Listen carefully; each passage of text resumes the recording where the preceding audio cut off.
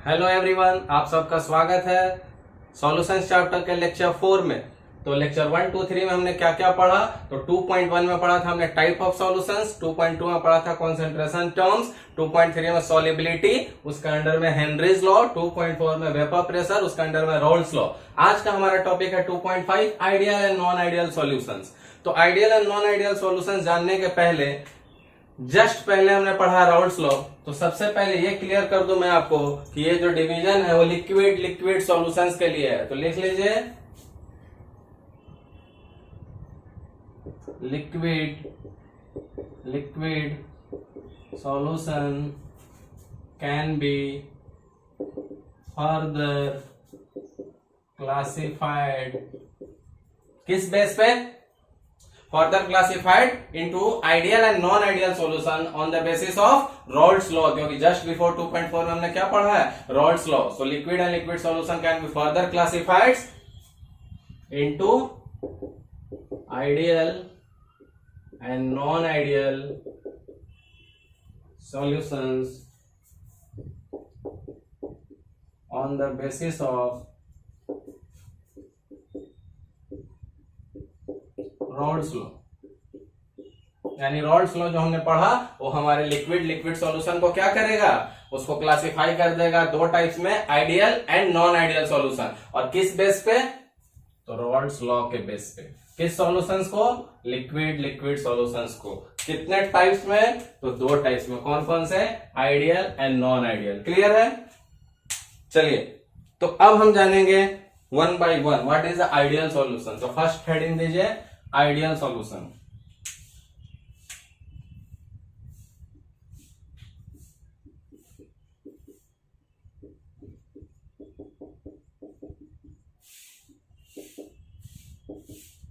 चलिए, तो ideal solution क्या होता है? तो जो सॉल्यूशंस अपने इंटायर कॉन्सेंट्रेशन के लिए रॉल्स लॉ को फॉलो करे वो आइडियल होगा, और जो इंटायर रेंज के लिए रॉल्स लॉ को फॉलो नहीं करे वो नॉन आइडियल। तो डेफिनेशन लिख लीजिए, द सॉल्यूशन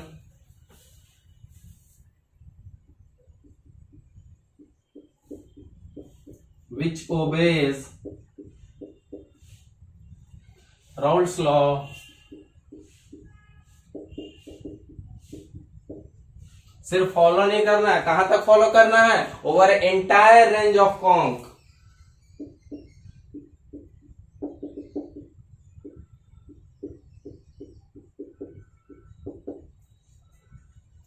अगर वो अपने पूरे एंटायर रेंज ऑफ कॉन्क के लिए फॉलो कर लेंगे तो क्या नोन होंगे? Are known as ideal solution. तो बहुत क्लियर है। अब इस चीज को समझने के लिए हमें इसके मॉलिक्यूलर लेवल पे जाना पड़ेगा, तब आप इस चीज का कॉन्सेप्ट आपके लिए बिल्कुल क्लियर हो जाएगा। तो आइए बढ़ते हैं इसके एट मॉलिक्यूलर लेवल। अब बहुत ध्यान से समझिएगा, यहां मैं आपके सारे कॉन्सेप्ट्स को क्लियर कर दूंगा।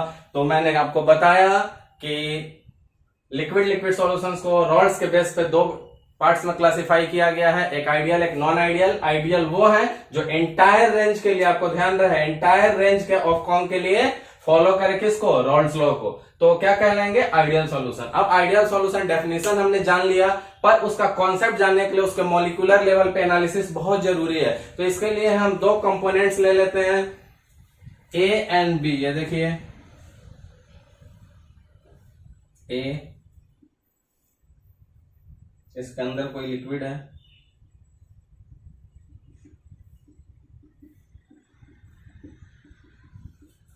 एंड दूसरा कंपोनेंट हो गया हमारा बी, इसके अंदर भी कोई लिक्विड फील्ड है।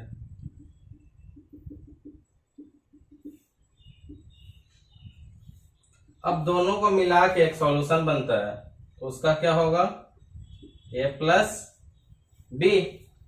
इसमें भी लिक्विड आ जाएगा ये। अब बहुत ध्यान से समझिएगा, सारे कॉन्सेप्ट यहीं पे छुपे हुए इस टॉपिक के। तो जब मॉलिक्यूलर एनालिसिस की, तो मॉलिक्यूलर एनालिसिस करने के लिए हमने दो कंपोनेंट्स लिए। आप कह सकते हैं कि एक सॉल्यूट है एक सॉल्वेंट है, और दोनों मिलकर सॉल्यूशन बना। अब अगर इंटरमोलिक्यूलर अट्रैक्टिव इंटरेक्शंस की बात की जाए, किसकी बात की जाए, इंटरमॉलिक्यूलर अट्रैक्टिव इंटरेक्शन। देखिए इंटरमॉलिक्यूलर अट्रैक्टिव इंटरेक्शंस। अगर इंटरमॉलिक्यूलर अट्रैक्टिव इंटरेक्शंस की बात की जाए, अब जब आप ध्यान से देखेंगे तो पाएंगे कि जब ये प्योर सॉल्यूट का कंपोनेंट है प्योर फॉर्म में, तो इसमें सिर्फ और सिर्फ वन टाइप ऑफ इंटरेक्शन पाए जाएंगे। किस टाइप के, ए और ए, क्योंकि कुछ और है ही नहीं, ए प्योर फॉर्म में। सिमिलरली जब बी में जाएंगे सॉल्वेंट में, तो सिर्फ और सिर्फ बी के लिक्विड से और कुछ है ही नहीं, तो इनमें कौन से इंटरेक्शन पाए जाएंगे, बी बी। बट जब ए सॉल्यूट को सॉल्वेंट में बी में डाल के सॉल्यूशन बना दिया ए प्लस बी, तो इसमें कौन कौन से इंटरेक्शन पाए जाएंगे, ये बहुत इंपॉर्टेंट है। तो आप यहां जानिए कि इसमें कौन से इंटरेक्शन पाए जाएंगे। ये प्योर सॉल्यूट में ए था टाइप तो ए, प्योर सॉल्वेंट में बी था टाइप तो बी टाइप। अब सॉल्वेंट में सॉल्यूशन में क्या होगा, तो एक नया टाइप फॉर्म हो गया आएगा ए बी टाइप। क्यों, क्योंकि ये सॉल्यूशन किससे मिलकर बना है, ए एंड बी, तो ए बी टाइप। बट इसका मतलब ये नहीं है कि इस सॉल्यूशन में ए एंड बी नहीं होंगे, वो भी होंगे।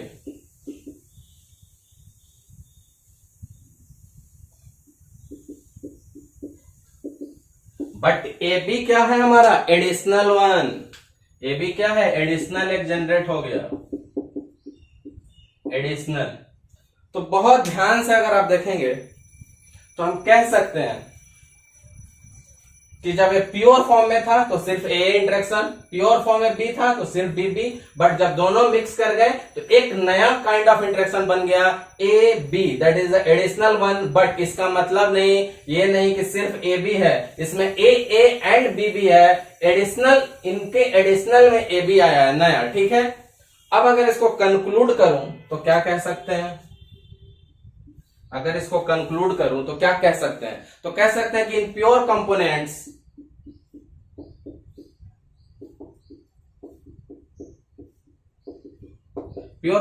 में कौन कौन से इंटरेक्शन है हमारे, A and B, A type and B type. Whereas in binary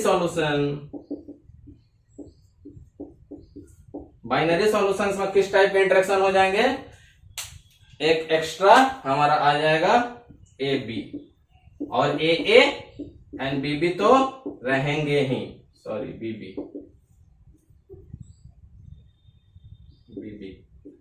ठीक है। अब अगर आप इतना समझ गए तो इसी चीज को अगर मैं आपके लिए एक नया कॉन्सेप्ट बना दूं कि इसी चीज को आपको हर जगह मैं डील करूंगा एज ए फोर्स कह के, क्या कह के, फोर्स। अब आपको ये चीजें बहुत ध्यान रखनी है कि कैसे पता चलेगा। अगर इनको फोर्स के बेस पे देखेंगे तो फोर्स, ध्यान से देखिए, अगर फोर्स के बेस पे हम ideal and non ideal solution को डिवाइड करें तो फोर्स के बेस पे कैसा होगा। अभी आपने इंटरेक्शन देखा, interaction A B extra A and A B रहेंगे सॉल्यूशन में। मैं इसको रब करके अब फोर्स के बेस पे आपको बताता हूं, तो पहले मैं इसको रब कर दूं क्योंकि अब यहां जगह बिल्कुल कम बचा हुआ है। तो मैंने आपको इंटरेक्शन के लेवल पे बता दिया कि इंटरमॉलिक्यूलर अट्रैक्टिव इंटरेक्शंस, सॉल्यूट जहां ए है तो ए टाइप, सॉल्वेंट जब बी है प्योर फॉर्म में तो बी टाइप, और जब दोनों को मिक्स करके सॉल्यूशंस बन गया तो ए एंड ए बी तो रहेंगे, एडिशनली ए बी टाइप भी एक नया आ जाएगा। तो हमने क्लियर कंक्लूड कर लिया था हमारा। अब मैंने वहां पे आपको एक स्टार पॉइंट बोला था कि अगर हम फोर्सेस के बेसिस पे देखें तो क्या होगा। फोर्सेस के बेसिस पे क्या होगा, लिखिए, पॉइंट दीजिए। अब इन तीनों को इक्वल होना होगा। कौन कौन से तीनों, A B and A B. तो इफ ए एंड बी, ये जो दोनों टाइप हैं, are nearly equal to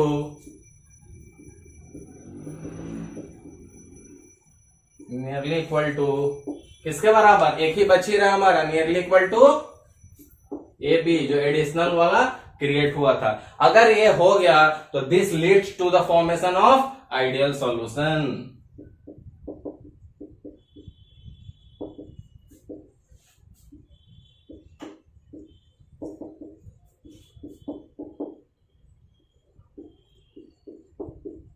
this leads to the formation of ideal solution.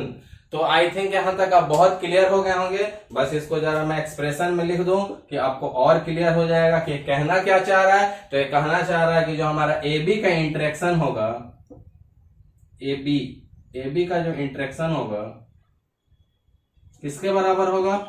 पढ़िए सेंटेंस, आपको बिल्कुल क्लियर हो जाएगा। ए बी का जो इंटरेक्शन होगा किसके बराबर होगा? चाहे ए के भी बराबर होना चाहिए और बीबी के भी, यानी तीनों आपस में क्या होने चाहिए? बराबर होने चाहिए।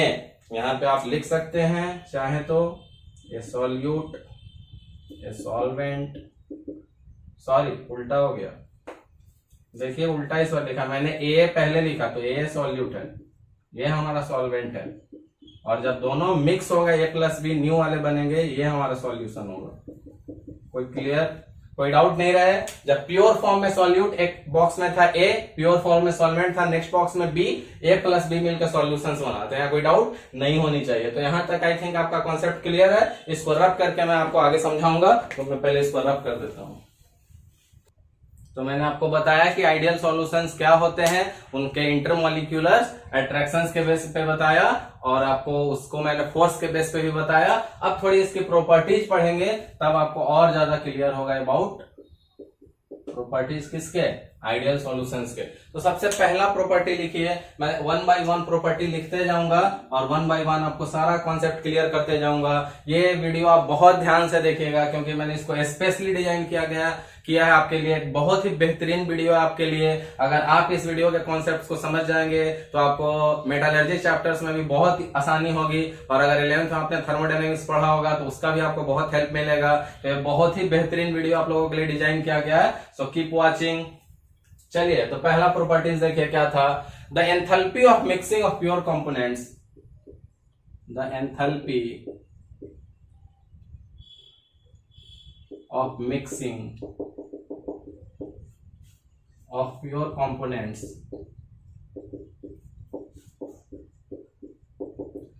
enthalpy of mixing of pure components to form the solution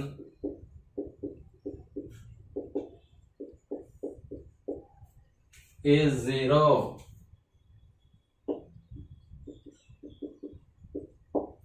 ठीक है, अब इसको समझना आपके लिए जरूरी है कि ये होता क्या है। पहले इसको मैथमेटिकली लिख दूं, enthalpy of mixing enthalpy of mixing क्या है हमारा? 0 है। कुछ लोग डेल्टा एच के बाद भी मिक्स लगा देते हैं, वो आपकी मर्जी है। चलिए, अब इसको समझना बहुत जरूरी है कि एंथैल्पी ऑफ मिक्सिंग क्या है। तो मैं इसको आपको दो तरीके से समझाऊंगा। एक, हमारा जो बेसिक प्रॉपर्टी हमने फोर्स लिया था, आपको बोला था कि ए में जो फोर्स है बीबी में और ए बी में इक्वल होने चाहिए। तो फोर्सेस के टाइप सेम है, तो क्या फोर्स में कोई चेंज हो रहा? नहीं हो रहा। याद कीजिए, मैंने आपको 3 बॉक्सेस पढ़ाए थे, एक ए वाला बॉक्स, बी वाले बॉक्स जिसमें बीबी इंटरेक्शन थे, और एक ए बी वाला बॉक्स जिसमें ए बी, ए एंड बीबी तीनों थे। तो मैंने आपको बोला था कि ये तीनों कब आइडियल सॉल्यूशन फॉर्म करेंगे? जब ए बी के interaction equal to A and equal to BB हो जाए। तो फोर्सेज में तो कोई डिफरेंस ही नहीं, A B equal to A equal to BB. जब फोर्सेज सेम है तो हम कह सकते हैं कि because no change in forces so no change in energy. जब फोर्सेज में ही कोई चेंजेस नहीं होंगे, यही लिख लीजिए, आपकी मर्जी। Because no change in forces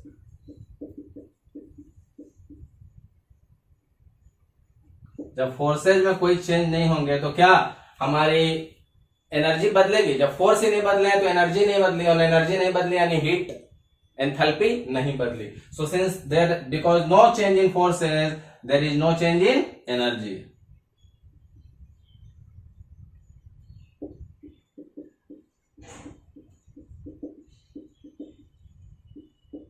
heat के फॉर्म में।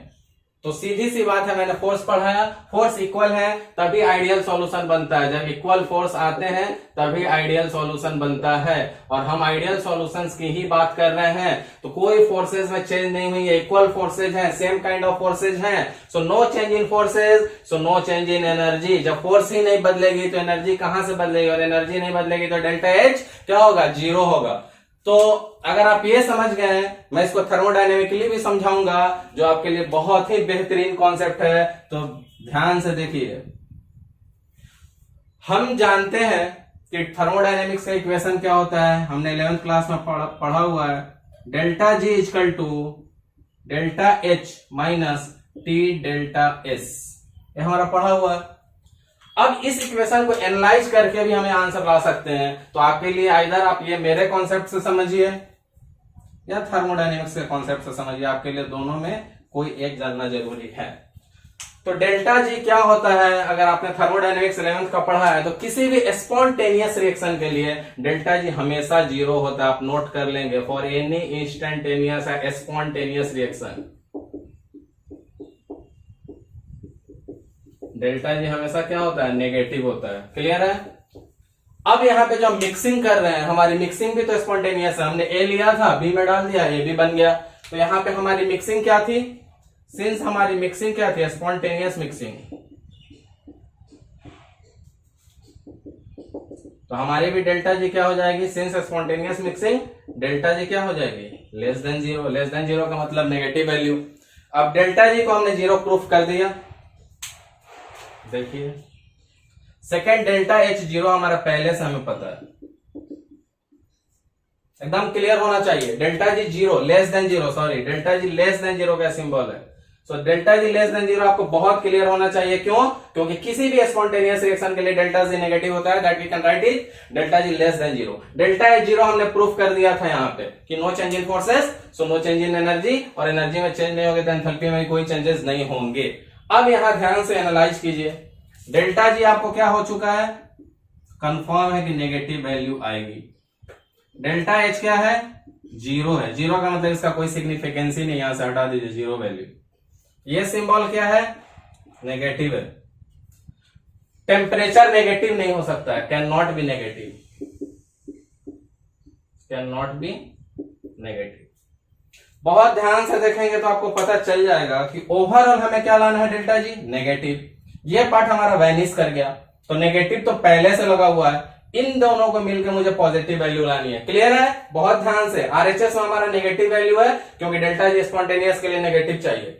डेल्टा जी नेगेटिव चाहिए तो आरएचएस भी नेगेटिव चाहिए क्योंकि LHS would be equal to RHS. Delta G vanish कर गया, सॉरी डेल्टा एच वैनिश कर गया है, एंथैल्पी मिक्सिंग 0, इसका कोई रोल ही नहीं है। बचा हुआ पार्ट देखिए, पहले से एक नेगेटिव लगा हुआ है, पहले से नेगेटिव लगा हुआ और हमें भी नेगेटिव चाहिए, तो नेगेटिव नेगेटिव रख लेंगे। सिर्फ इस टर्म को अगर हम पॉजिटिव प्रूफ कर लेंगे तो हमारा काम हो जाएगा, क्योंकि ये टर्म जब पॉजिटिव होगी so multiplied by 1 minus it will become to the negative, so LHS would be equal to RHS. ये भी माइनस हो जाएगा, ये भी माइनस, ये टर्म ऑलरेडी 0 है, ये टर्म माइनस से मल्टीप्लाइड है, तो हमें प्लस करना है to in order to get the overall minus.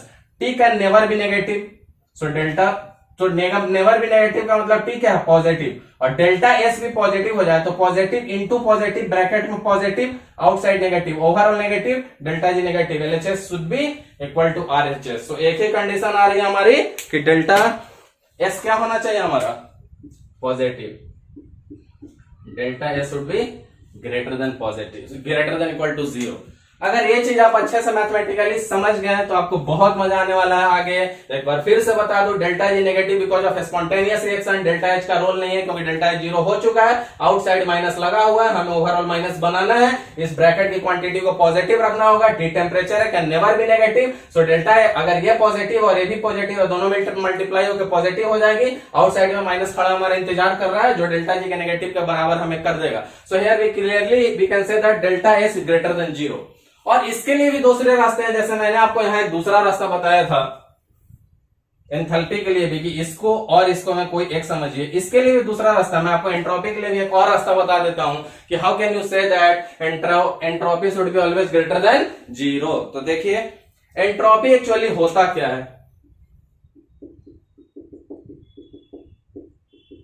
Entropy actually होता है degree of randomness, degree of randomness, कौन कितना रैंडम है। तीन ही बॉक्स लिया था हमने, ये ए वाला, ये बी वाला और ओवरऑल ए बी वाला, ए बी ए बी, तो इसमें ए इंटरेक्शन थे, ए प्लस बी वाला, इसमें बी भी थे, और इसमें ए बी नया आया था, ए भी था और बी भी था।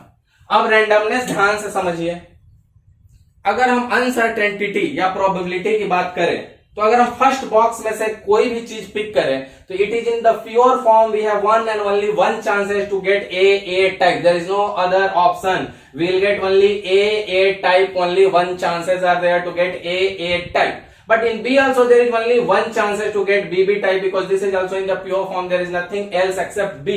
So here also chances are getting A is only there and chances of BB is getting only there, nothing else. But after mixing, there are multiple chances. We may get AB, we may get A, we may get BB. We may get AB, we may get AA, and we may get BB. We can get anything. So in this solution, uncertainty increases. In this solution, uncertainty increases. क्यों uncertainty increases? क्योंकि तीन चीजें हमें पता नहीं है कि हम विड्रॉ करेंगे तो ए भी आएगा या ए आएगा या बी भी आएगा, तो अनसर्टेनिटी बढ़ गई.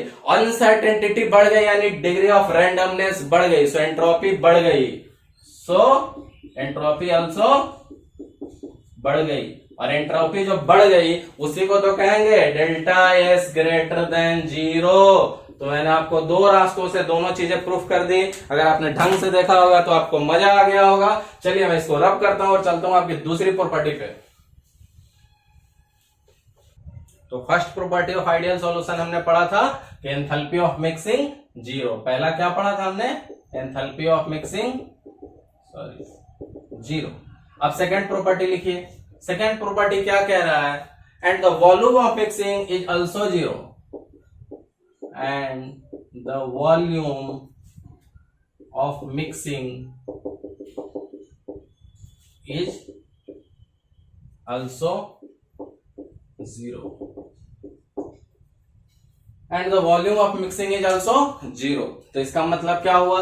जब वहां एंथैल्पी जीरो था तो उसको हमने डेल्टा एच मिक्स लिखा था. अब वॉल्यूम जीरो है तो डेल्टा मिक्स भी जीरो लिखेंगे. अब इसका मतलब समझने की कोशिश कीजिए. कहने का मतलब है कि जब हम इस मिक्सिंग को कर रहे हैं तो क्या इसमें वॉल्यूम बदल रहा है? नहीं बदल रहा है. जो ए और बी हो रहा है दोनों को ऐड ही तो हो रहा है. चलिए इसको कंक्लूड कीजिए, फिर मैं आपको और अच्छे से समझाता हूं. जब हमने इसको मिक्स किया तो किसी भी प्रकार का कोई भी हीट ना एब्जॉर्ब हुआ था ना इवॉल्व हुआ था. तो वो पॉइंट पहले नोट कर लीजिए कि नो हीट इज एब्जॉर्ब्ड और इवॉल्व्ड.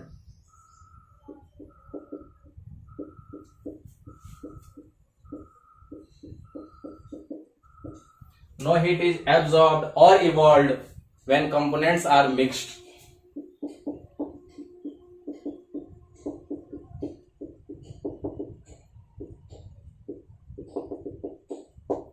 ये कंक्लूड कर रहे हैं हम, कंफ्यूज होने की जरूरत नहीं है. ये डबल बुलेट का मतलब होता है कंक्लूडिंग. तो फर्स्ट यही था कि no heat is absorb and evolve, क्योंकि डेल्टा एच मिक्सिंग जीरो था. कंक्लूडिंग हो रहा है इसलिए दोनों यहां. अब सेकेंड का पार्ट आएगा कि अल्सो, अब क्या होगा अल्सो के बाद? The volume of solution would be equal to sum of both the components. कौन से? A and B. तो लिखिए the volume of solution would be equal to the volume of solution would be equal to, किसके बराबर? Would be equal to the sum of volume of two components.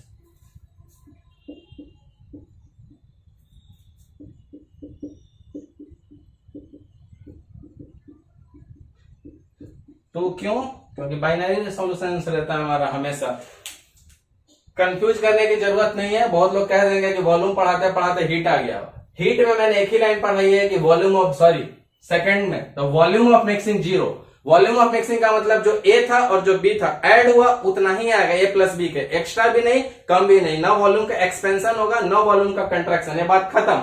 अब दोनों को conclude किया हमने. तो फर्स्ट में डेल्टा एच जीरो था तो नो हीट इज इवॉल्व और एब्जॉर्ब. ना एब्जॉर्ब हुआ ना निकला ना हमने दिया कंपोनेंट. तो वही तो था डेल्टा एच जीरो. और दूसरा डेल्टा वी जीरो का the volume of solution would be equal to the volume of two components.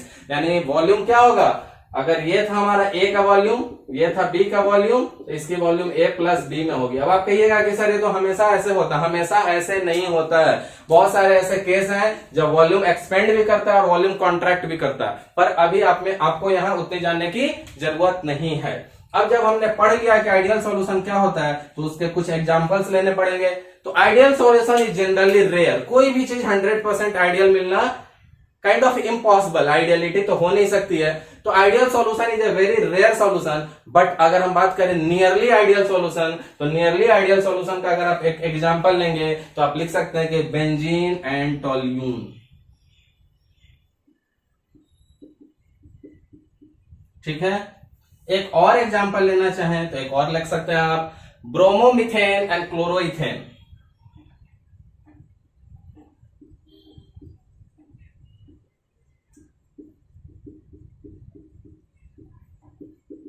ठीक है, तो अगर ये दोनों एग्जांपल आप समझ गए, bromomethane and chloroethane and benzene and toluene का, तो आइडियल सॉल्यूशन आपका कंप्लीट होता है। तो हम मूव करते हैं अपने अगले टॉपिक पे, which is non ideal solution. तो पहले मैं इसको रब करूंगा और फिर आगे चलेंगे।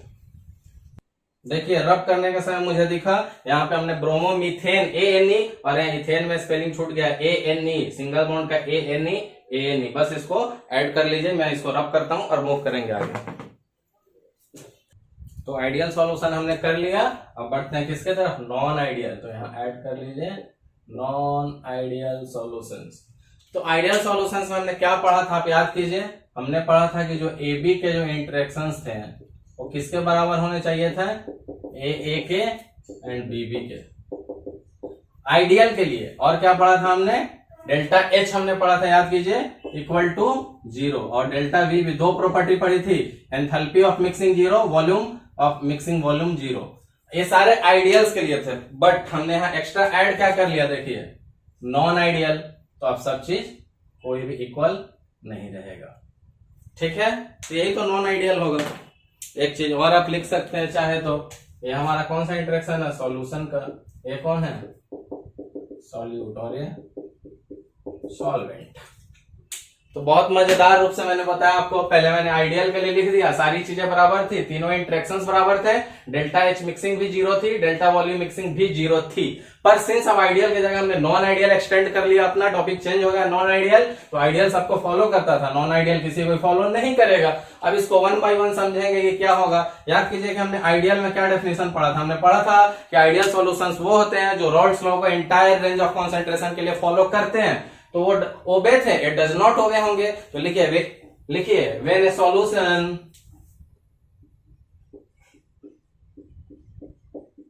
डज नॉट ओबे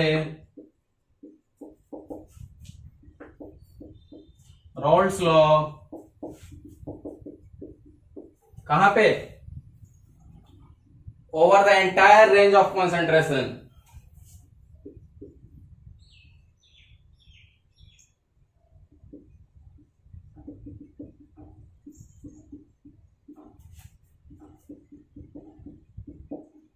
तो वो क्या जाने जाएंगे, जब कोई भी सॉल्यूशन जब एंटायर रेंज ऑफ कॉन्सेंट्रेशन पे अगर रॉल्स लॉ को ओबे नहीं करे तो दे आर नोन एज क्या, non ideal solution.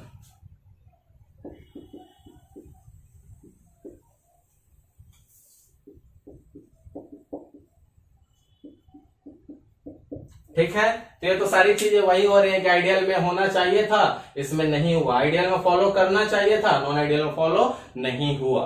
But important point क्या है वो लिखिए। ये सारी चीजें होने से हमें क्या इफेक्ट होने वाली है, तो ये होगी कि the vapour pressure of such solution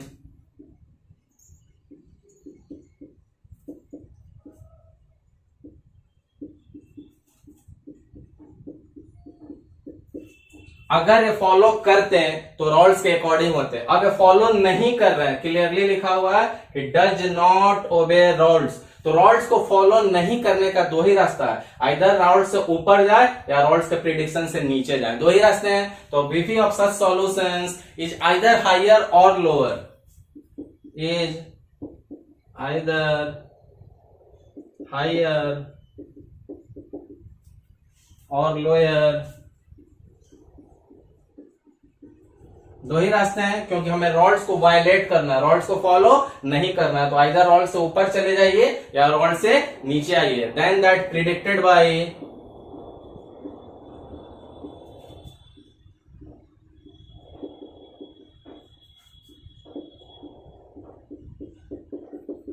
rods law. तो बहुत ही क्लियर है।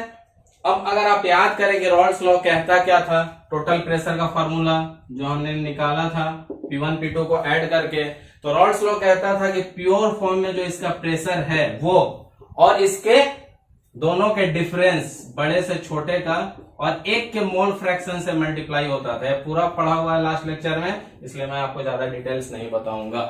तो टोटल प्रेशर ये होना चाहिए था according to Raoult's P1 nought plus within the bracket P2 nought minus P1 nought into mole fraction of second component. But कब, जब ये फॉलो करते, but they are not following. So either इस prediction से ऊपर जाना होगा, either higher में जाना होगा, आइदर इससे नीचे लोअर में। दो ही रास्ते हैं।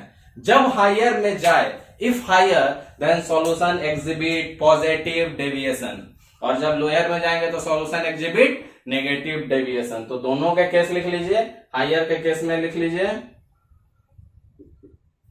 कि in this case the solution exhibit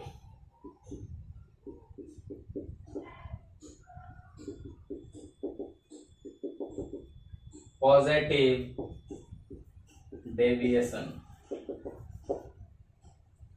ठीक है। इन लोअर के केस में यहां देख ले, अगर आपको कट नहीं रहा बोर्ड पे तो मैं बोल देता हूं। हायर के केस में सॉल्यूशन एग्जिबिट पॉजिटिव डेविएशन और लोअर के केस में solution exhibit negative deviation. The solution exhibits negative deviation. ठीक है। तो अब तक हमने आइडियल सॉल्यूशन पढ़ लिया, नॉन आइडियल भी पढ़ लिया। जो जो चीज होना चाहिए था आइडियल में वो सारे नहीं हुए। एक्स्ट्रा एक्टिविटीज यही हुई है कि जब रॉड्स को फॉलो नहीं कर रहे हैं तो आइदर रॉड से हायर जाएंगे, आइदर रॉड से लोअर। दो ही केस बन रही है। जब हायर जा रहा है तो सॉल्यूशन पॉजिटिव डेविएशन शो कर रहा है, और जब लोअर जा रहा है तो सॉल्यूशन नेगेटिव डेविएशन शो कर रहा है। तो मैं इसको रब करता हूं और एक साइड में पॉजिटिव रहेगा और एक साइड में नेगेटिव, दोनों को 1 by 1 डिस्कस करेंगे। तो चलिए पहले इस पर रब करते हैं। तो दो टाइप्स के डेविएशन हमने पढ़े थे। अब हम दोनों को 1 by 1 मैंने बोला आपको बताऊंगा। तो एक साइड लिख लीजिए पॉजिटिव 1 और एक साइड लिख लीजिए नेगेटिव 1।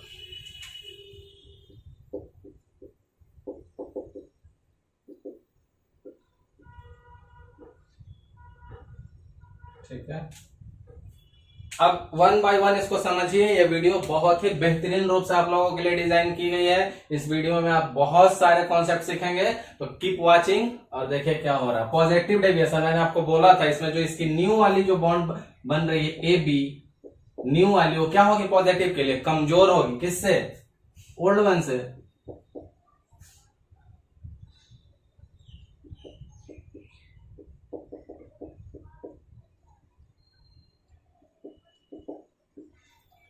तो ए बी क्या है हमारी, कमजोर है। किससे? ओल्ड वन से, ए और बीबी से।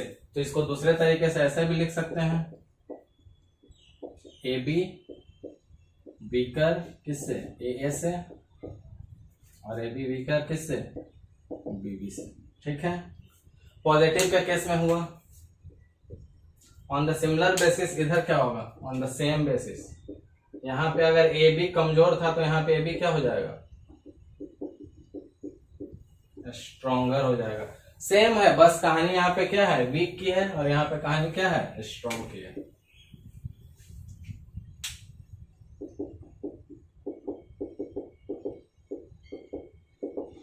तो इसको कैसे लिख सकते हैं, ए बी यहाँ पे लेस देन था, अब ग्रेटर आ जाएगा। तो ये पॉइंट बहुत क्लियर कट है। क्लियर। अब चलते हैं कि इससे पता क्या चला हमें। तो इससे क्लियर पता चला कि जो हमारे जो न्यू इंटरेक्शन बने हैं ए बी वाले, ए पहले से थे, बी बी पहले से थे, ये न्यू है। तो जो न्यू इंटरेक्शन हो क्या हमारा, वीक है।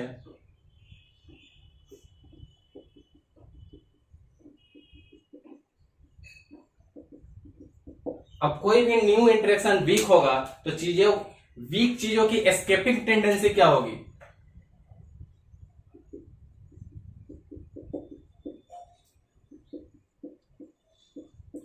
वीक बॉन्ड, वीक रिलेशनशिप, इनके टूटने की एस्केपिंग टेंडेंसी क्या रहती है, ज्यादा रहती है, क्योंकि ये कैसे हो जाते हैं, इजीली होते हैं, इनको एस्केप करना बहुत इजी होता है, इजी है।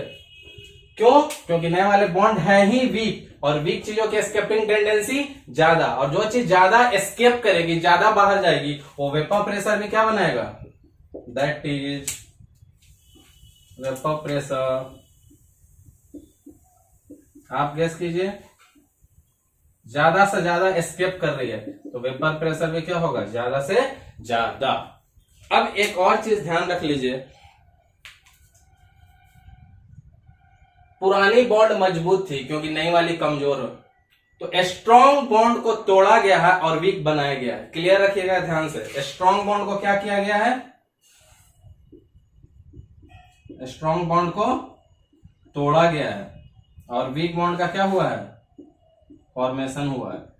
स्ट्रॉन्ग बॉन्ड को तोड़ा गया और वीक बॉन्ड का फॉर्मेशन हुआ है, तो हमें पता है कि स्ट्रॉन्ग बॉन्ड को तोड़ने के लिए हमने एनर्जी सप्लाई की होगी, क्योंकि तोड़ना किसको था, स्ट्रॉन्ग को, और फॉर्मेशन किसका था, वीक। सो अगर स्ट्रॉन्ग बॉन्ड को हमने तोड़ा है तो हमने एनर्जी सप्लाई की है, और जब हमने एनर्जी सप्लाई की है तो delta H mixing greater than 0 होगा। बहुत ध्यान से देखिएगा, बहुत ही बेहतरीन कॉन्सेप्ट है सारे। सिंस ए बी वीक था इसीलिए पॉजिटिव, ए बी वीक था इसलिए पूरा नया बॉन्ड वीक बना, नया वीक बना तो आराम से एस्केप होगा, वीक होगा तो आराम से टूटेगा, वीकर रिलेशनशिप, आराम से ब्रेकअप होंगे, आराम से ब्रेकअप होंगे तो इजिली ऊपर जाएंगे, इजिली ऊपर जाएंगे तो वेपर प्रेशर ज्यादा क्रिएट करेंगे। तो नए वाले वीक हैं, तो पुराने स्ट्रॉन्ग को तोड़ा है हमने और वीक का फॉर्म किया। स्ट्रॉन्ग को तोड़ने के लिए हमने एनर्जी सप्लाई की होगी, और जब हमने एनर्जी सप्लाई की है तो डेल्टा मिक्सिंग एच क्या होगा, greater than 0। On the same basis अगर इस साइड आके देखें तो क्या होगा, जब वहां न्यू इंटरेक्शन हमारे वीक थे तो यहाँ पे न्यू इंटरेक्शन क्या होगा, सीधी सी बात है कि स्ट्रॉन्ग होगा, क्योंकि यहाँ पे ये लेस था इसलिए वीक था, यहाँ पे ग्रेटर है इसलिए स्ट्रॉन्गर है, तो ये स्ट्रॉन्ग होंगे। अब जब सिंस स्ट्रॉन्ग हो गए तो इनकी एस्केपिंग टेंडेंसी क्या होगी,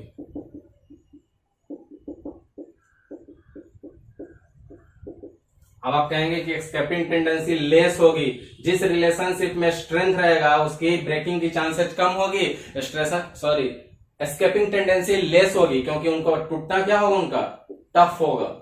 यहाँ पे बहुत आसानी से टूट रहे थे इसलिए आराम से एस्केप कर रहे थे, वीक थे इसलिए इजीली टूट रहे थे इसलिए इजीली एस्केप कर रहे थे, इसलिए ज्यादा वीपी बन रहा था। न्यू वाले स्ट्रॉन्ग है, स्ट्रॉन्ग होने के कारण टूटने की चांस कम, एस्केप टूटना टफ इसलिए एस्केपिंग लेस, और एस्केपिंग लेस इसलिए वीपी लेस।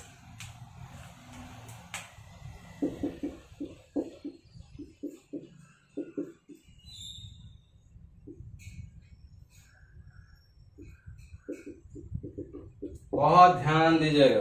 अब यहां पे उल्टा हुआ है, यहां पे टूटा कौन सा है, वीक बॉन्ड, ब्रेक कौन सा हुआ है, वीक बॉन्ड, और फॉर्म कौन सा हुआ है, स्ट्रॉन्ग बॉन्ड। अब वीक बॉन्ड टूटा है और स्ट्रॉन्ग बॉन्ड बना है, तो अब हमें एनर्जी सप्लाई करने की कोई जरूरत नहीं है, अब एनर्जी रिलीज होगी, तो डेल्टा मिक्स क्या होगा, delta mix H less than 0। क्यों? क्योंकि अब एनर्जी क्या हो रही है, अब एनर्जी रिलीज हो रही है। यहां पे हमने एनर्जी को क्या किया था, हमने यहां पे एनर्जी सप्लाई किया था, और यहां पे एनर्जी क्या हो रही है, रिलीज हो रही है। क्लियर है? तो बहुत ही अच्छे से हम समझ गए कि डेल्टा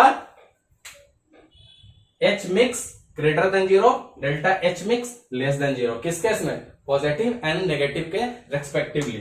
अब बने रहिए, आप कहीं जाने की जरूरत नहीं है, मैं सिर्फ ऊपर का पोर्शन रब करूंगा और एक और पॉइंट बता दूंगा।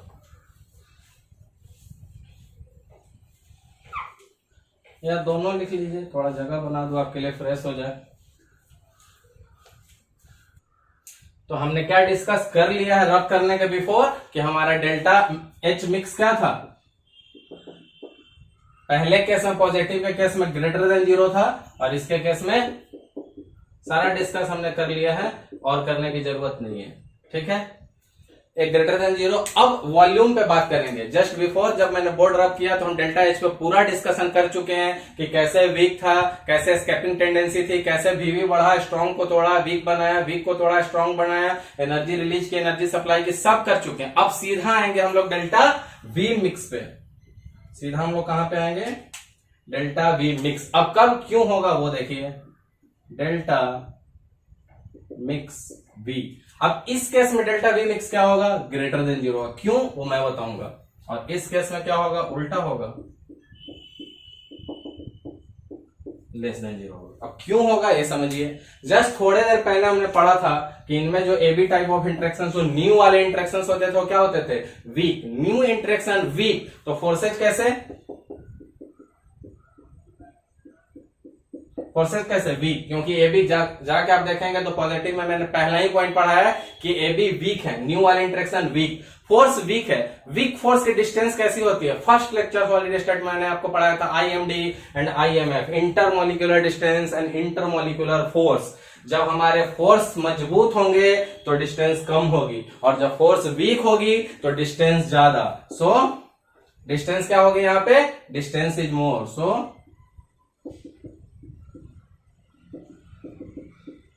अब डिस्टेंस ज्यादा होने से हमें क्या फर्क पड़ेगा? बहुत ध्यान से देखिएगा। डिस्टेंस ज्यादा होने से, ये क्यों?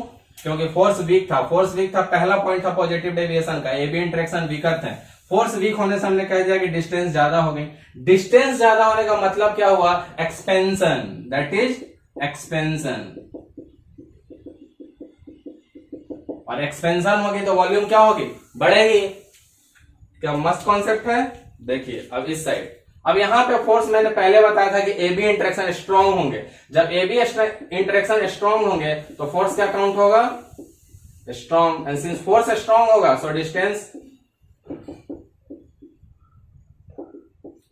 और जब डिस्टेंस छोटी हो रही है, घट रही है, लेस, तो यहां पे क्या होगा? That is contraction.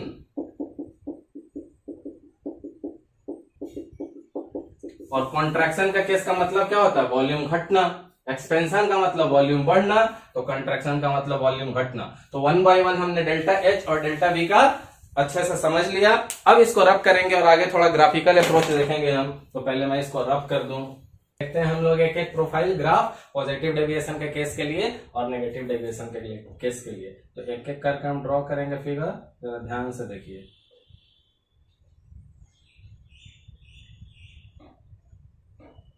ठीक है, दो लाइन ले लेंगे, एक लोअर वन एक हायर वन। तो इस साइड कोशिश करेंगे हम हायर लेने का और इस साइड लोअर। बस अपने अपने साइड में मिक्स कीजिए। यहां पे देखिए ध्यान से, डॉटेड लाइन से इसको मैच कीजिए,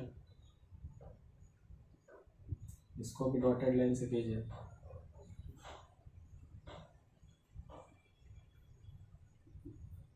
ठीक है, इसको भी कीजिए, अलग कलर से कर लीजिए।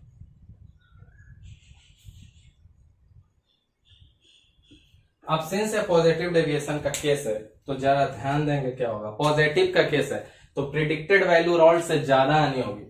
पहला वाला ये देखते हैं, देखिए ये हमारा प्रिडिक्टेड है, डॉटेड लाइन, तो प्रिडिक्टेड से थोड़ा ज्यादा ही रहेगा वैल्यू। किसके लिए? P1 के लिए। अब प्रिडिक्टेड से P2 का भी ज्यादा रहेगा, देखिए ध्यान से, डॉटेड का ऊपर ही रहेगा P2 के लिए। अब सॉल्यूशन का देखिए, वेपर प्रेशर क्या होगा, कलर बदल दो, ये होगा सॉल्यूशन का, ये भी ज्यादा ही होगा। तो P1 P2 का आप देख लिए। ये क्या है? सॉल्यूशन का वेपर प्रेशर। क्या है? Vapour pressure of solution. Y axis पे हमने क्या लिया है? Vapour pressure. एक्स एक्सिस पे हमने क्या लिया है? Mole fraction. मोल फ्रैक्शन किसका? दो कंपोनेंट का, x1 x2। तो यहाँ पे x1 को 0 अगर लेते हैं तो यहाँ पे मैक्सिमम वैल्यू आएगी। यहाँ पे x2 मैक्सिमम होगा तो यहाँ x2 क्या आएगा? 0 आएगा। तो पॉजिटिव डेविएशन आपने देख लिया है बहुत केयरफुली कि जो हमारा डॉटेड लाइन था प्रिडिक्टेड बाय रॉल्ट था, P1 भी उसके ऊपर गया है, P2 भी अपने प्रिडिक्टेड वैल्यू के ऊपर गया, ओवरऑल वीपी ऑफ सॉल्यूशन भी प्रिडिक्टेड वैल्यू के ऊपर गया। अब नेगेटिव के केस में देखिए क्या होता है हमारा। ऐसे ही इधर एक अपर मार्किंग लीजिए, थोड़ा नीचे रखिए, देखिए इसको डॉटेड डॉटेड मैच कीजिए, इसको भी डॉटेड कर लीजिए, इस पे कलर बदल दीजिए।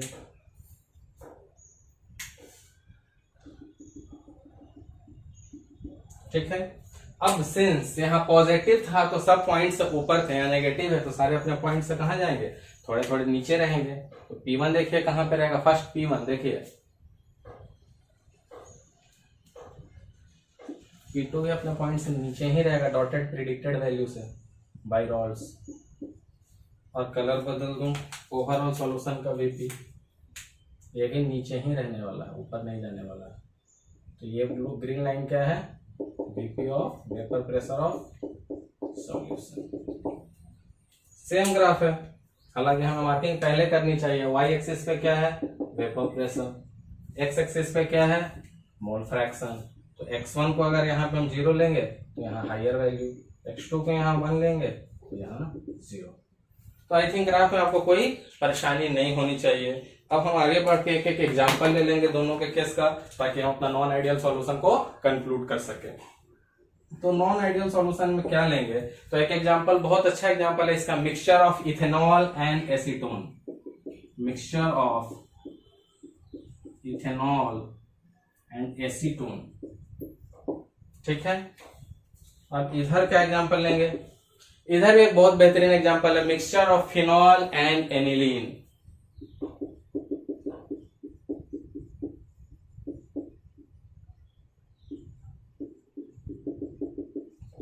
ठीक है, तो mixture of phenol and aniline भी हो गया। तो इसके साथ हमारा ideal solution and non ideal solution खत्म होता है। हम मूव करेंगे इसको रब करके अपने नेक्स्ट टॉपिक पे, दैट इज एजियोट्रॉप्स।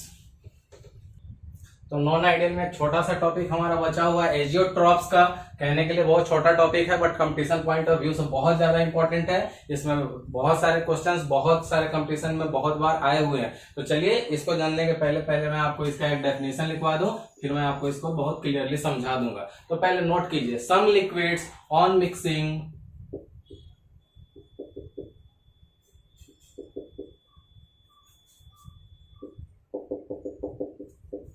क्या होगा, किसी लिक्विड को जब मिक्स करेंगे, फॉर्म एजियोट्रॉप्स।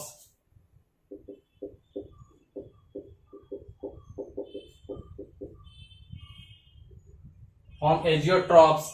अब ये होते क्या है, तो which are the binary mixture.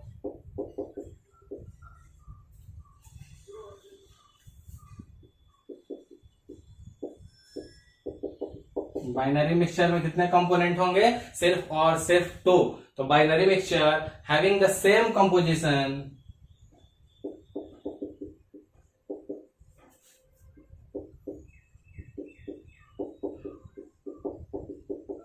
कहां कहां पे ध्यान रखिएगा, having the same composition in liquid.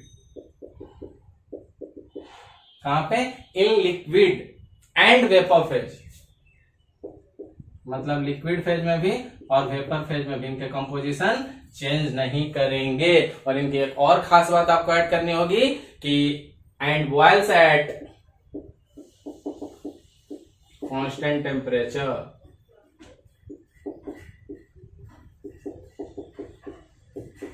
And boils at constant temperature. अब समझिए कि ये चीज क्या है। तो एक चीज तो बहुत क्लियर हो गई कि इनके जो कंपोजिशंस होंगे वो क्या होंगे, same composition in liquid phase and as well as in vapour phase. और दूसरी है कांस्टेंट बॉइलिंग मिक्सचर भी है, कांस्टेंट बॉइलिंग मिक्सचर, बिकॉज ये boils at the constant temperature. अगर इस डेफिनेशन से आपको समझने में दिक्कत हो गई हो तो मैं आपको एक फिगर बना के समझाऊंगा, आपको बहुत क्लियर हो जाएगा। देखिए एक ट्यूब है, इसमें लिक्विड फॉर्म में कुछ AB का कंपोजिशन है, लिक्विड फॉर्म में AB। अगर इस लिक्विड फेज में यहाँ पे A इक्वल टू 30% का कंपोजिशन है और B का 70%, सेम लिक्विड सॉल्यूशन को बॉयल कर देंगे, बर्नर लगाएं, बॉयल करना चालू किए, हीट करना चालू किए, जो लिक्विड है सॉल्यूशन क्या बन जाएंगे, वेपर में आ जाएंगे। अब इस वेपर फेज में भी जब इनकी कंपोजिशन चेक करेंगे तो यहां भी A का कंपोजिशन 30% और B का 70%। सो क्लियरली आप देख सकते हैं कि यहाँ लिक्विड फेज में भी जब ये था तो लिक्विड फेज में भी ये की कंपोजिशन 30 थी B70। आफ्टर हीटिंग जब ये वेपर फेज में गए हैं तो वेपर में भी A30 और B70, तो दोनों में कोई डिफरेंस नहीं हुआ फेज बदलने से। तो ये कह सकते हैं कि इनकी कंडीशंस क्या होगी, तो कंडीशन होगी कि mole fraction of liquid phase equal to mole fraction of vapour phase. तो आप यहाँ पे लिख लें condition mole fractions of liquid phase is equal to mole fraction of vapor phase। अब इनकी एक कैरेक्टरिस्टिक्स भी है कि अब इनको इससे ज्यादा सेपरेट नहीं किया जा सकता है बाय सिंपल और फ्रैक्शनल डिस्टिलेशन। इससे ज्यादा और अधिक सेपरेट ये नहीं होंगे, इनकी कैरेक्टरिस्टिक्स है। तो एक चीज नोट कर लीजिए, that is it is not possible to separate further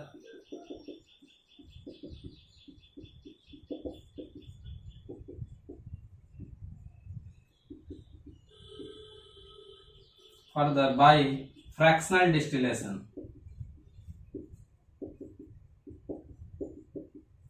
bye fractional distillation.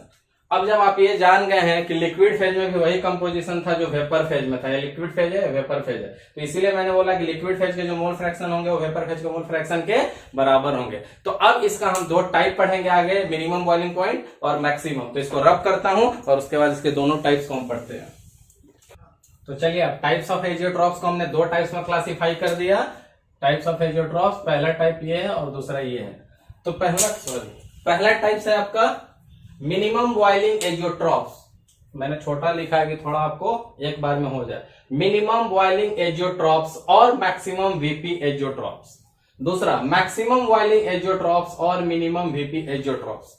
अब नाम से क्या है हम धीरे धीरे इसको समझेंगे और सारा कॉन्सेप्ट क्लियर करते जाएंगे। तो पहले वाले में लिखिए क्या होगा कि the solution shows large positive deviation. The solution shows large positive deviation from the Rawls law. तो सॉल्यूशन क्या करेगा हमारा, लार्ज पॉजिटिव डेविएशन शो करेगा। हमने दो तरह के डेविएशन पढ़े थे, पॉजिटिव और नेगेटिव। तो इसमें लार्ज पॉजिटिव करेगा क्योंकि यहाँ पे वीपी क्या हो गया, maximum positive deviation, VP maximum. मैं आगे आपको दिखाऊंगा। जब लार्ज पॉजिटिव होता था तो याद कीजिए न्यू वाले बॉन्ड वीक होते थे किससे, ओल्ड बॉन्ड से, ओल्ड इंटरेक्शन से। क्लियर। अब सिंस ये वीक होंगे तो इनकी एस्केपिंग टेंडेंसी मैंने पढ़ा चुका हूं आपको। क्या होगी एस्केपिंग टेंडेंसी,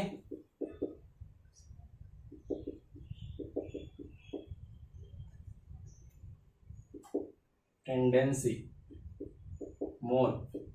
और एस्केपिंग टेंडेंसी ज्यादा होगी तो हमारी क्या होगी, एस्केपिंग टेंडेंसी क्यों ज्यादा हुई थी, क्योंकि बॉन्ड जो फॉर्म हुए थे वो क्या थे हमारे, ये वाले बॉन्ड क्या था हमारे वीक। न्यू वाले बॉन्ड वीक होने से हमारी एस्केपिंग टेंडेंसी ज्यादा हो गई थी, और एस्केपिंग टेंडेंसी ज्यादा होने से क्या हो गया हमारा वीपी ज्यादा हो जाएगा। ये सब हम बता चुके हैं, यही वीपी मोल मैक्सिमम। क्लियर है। अब जब वीपी ज्यादा हो गई, अब सेकेंड पॉइंट पे आएंगे बीपी। अब इनके जो बीपी होते हैं वो लेसर होते हैं। इनके जो बीपी होते हैं वो लेसर होते हैं। ये बहुत समझने वाली बात है कि इनके बीपी लेसर किससे होते हैं, lesser than the BP of individual components. BP of individual components. अब वो क्यों होते हैं उसको बहुत ध्यान से समझिएगा, क्योंकि वो आप बुक में आप समझ नहीं पाएंगे, तो बहुत ध्यान दीजिए। अब यहां हमने प्रूफ कर दिया आपकी बीपी क्या है, मोल है।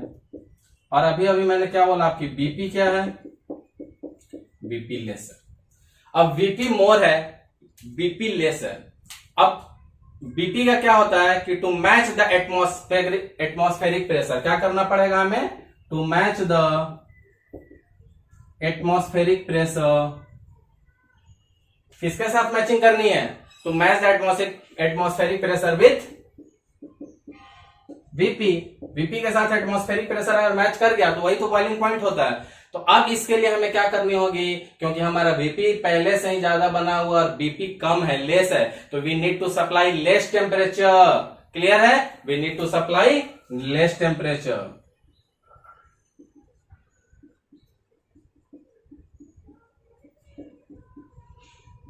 ध्यान से समझिएगा बीपी का definition. To match the atmospheric pressure, atmospheric pressure को वहां पे पहुंचाना होता है तो कम टेम्परेचर पे पहुंचा सकते हैं, क्लियर है, लेस टेम्परेचर, इसलिए बीपी क्या हो जाती है, कम हो जाती है। अब इसका एक एग्जांपल ले लेंगे और फिर उस साइड पढ़ लेंगे, या दोनों का एग्जांपल एक साथ ले लेते हैं, पहले उधर का पढ़ लेंगे। अब इधर का जब आपने पढ़ लिया तो इधर का देख लेते हैं। सेम चीज होगी, जब वहां लार्ज पॉजिटिव डेविएशन था तो यहाँ पे क्या हो जाएगा, बस डिफरेंस, यहाँ in place of large positive क्या हो जाएगा, लार्ज नेगेटिव डेविएशन, बाकी सब वही रहेगी फ्रॉम द रोल्स लॉ वो सब। अब यहाँ पे देखिए एबी का न्यू वाले का इंटरेक्शन लेस था, अब न्यू वाले का इंटरेक्शन क्या हो जाएगा, स्ट्रॉन्ग हो जाएगा, न्यू वाले का इंटरेक्शन स्ट्रॉन्ग हो जाएगा विद रिस्पेक्ट टू ओल्ड। अब जब स्ट्रॉन्ग हो गया तो बॉन्ड कैसे बन गया, अब नए वाले स्ट्रॉन्ग, तो इनकी एस्केपिंग टेंडेंसी क्या हो जाएगी। बहुत ध्यान से कॉन्सेप्ट समझिएगा, बुक में सब कभी समझ में नहीं आएगा। अब बॉन्ड मजबूत हो गए, बॉन्डिंग मजबूत है, रिलेशनशिप मजबूत है, एस्केपिंग के चांस बहुत कम है, तो एस्केपिंग लेस। अब जब एस्केपिंग लेस हो जाएगी, जब उड़ेगा ही नहीं तो वीपी भी लेस। अब वीपी लेस हो गया तो फिर सेकंड पॉइंट, अब बीपी, इनकी बीपी लेसर थी तो इनकी बीपी हायर होगी, किसके रेफरेंस में, then BP of individual components. समझिएगा बहुत ध्यान से कॉन्सेप्ट। अब बीपी हमने प्रूफ कर लिया खुद से कि बीपी क्या है, लेस है, और बीपी क्या है, हायर है। बिल्कुल ध्यान से समझिएगा, वहां छूट भी गया होगा तो। अब कह रहा है कि हमें एटमॉस्फेरिक प्रेशर को मैच करना है, किसके साथ, बीपी के साथ। To match atmospheric pressure with VP, to match the atmospheric pressure with VP. अब मैच कराने के लिए हमें क्या करना होगा, we need to supply more temperature, क्योंकि बीपी इसके कहां है, तो लिख लीजिए we need to supply more temperature. अब बीपी का डेफिनेशन आप समझ गए कि बीपी होता क्या है, तभी ये समझ में आएगा। तो यहां पे देख लीजिए we need to supply less temperature, यहां we need to supply more temperature. तो अब एक एक एग्जांपल ले लेंगे हम। एग्जांपल क्या है, ये पॉइंट में ज्यादा डाउट लेने की जरूरत है, बीपी मोर मैं पहले प्रूफ कर चुका हूं, बीपी लेसर है, क्यों, क्योंकि हमें कम टेम्परेचर देना है, यहां हमें टेम्परेचर ज्यादा देना था, क्लियर है। अब एक एक एग्जांपल दोनों साइड से, तो इस साइड का एग्जांपल लीजिए, बहुत अच्छा एग्जांपल है, अल्कोहल प्लस वाटर। अल्कोहल ले लीजिए, इथाइल अल्कोहल C2H5OH, C2H5OH, और वाटर होता है H2O। इनका कंपोजिशन क्या है जियोट्रॉप्स का, 95.57%, और एक क्या हो जाएगा 4.43%, ठीक है। अब इसके बाद इनमें कोई no further separation is possible, no further separation is possible by simpler distillation और fractional distillation. No further separation लिख लीजिए, no further separation is possible either by simpler distillation either by fractional distillation. इसका example देखिए, उधर था alcohol and water, इधर nitric acid plus water.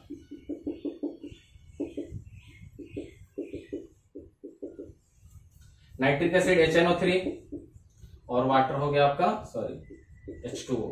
ये होगा 68% में, ये होगा 32% में।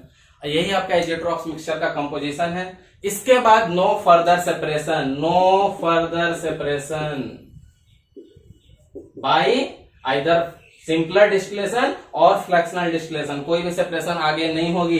तो यहां से हम कह सकते हैं कि mole fraction of the solution, दोनों के लिए mole fraction of solution equal to mole fraction of क्या, mole fraction of solution equal to mole fraction of vapour phase. यही है हमारा एजियोट्रॉप्स, दोनों सेम है, देख सकते हैं same, mole fraction of solution equal to mole fraction of vapour pressure. तो अब हम कह सकते हैं कि हमने ये टॉपिक कंप्लीट कर लिया है। इस वीडियो में आपके लिए काफी ज्यादा मेहनत की गई है, सारे कॉन्सेप्ट्स को बहुत अच्छे तरह से ढंग से सजाया गया है और आपके लिए बहुत बेहतरीन वीडियो डिजाइन किया गया है। तो उम्मीद करते हैं कि आप इसको उतने ही मजेदार तरीके से पढ़ेंगे और अच्छा कमेंट कीजिए। अगर आपको कोई भी डाउट हो तो आप मुझे कमेंट सेक्शन में लिखिए, मैं आपका डाउट क्लियर करूंगा। पर ये पूरी तरह से मैं होप करता हूं कि आपको इस वीडियो को देखने के बाद कोई डाउट नहीं आएगी। देखने के बाद अपना कमेंट का रिएक्शन जरूर दीजिएगा और इसके साथ मिलते हैं हम अपने अगले लेक्चर में, दैट इज सॉल्यूशंस चैप्टर के 5th लेक्चर लेक्चर में। तो आप एंजॉय कीजिए फोर्थ लेक्चर को। तब तक के लिए थैंक यू।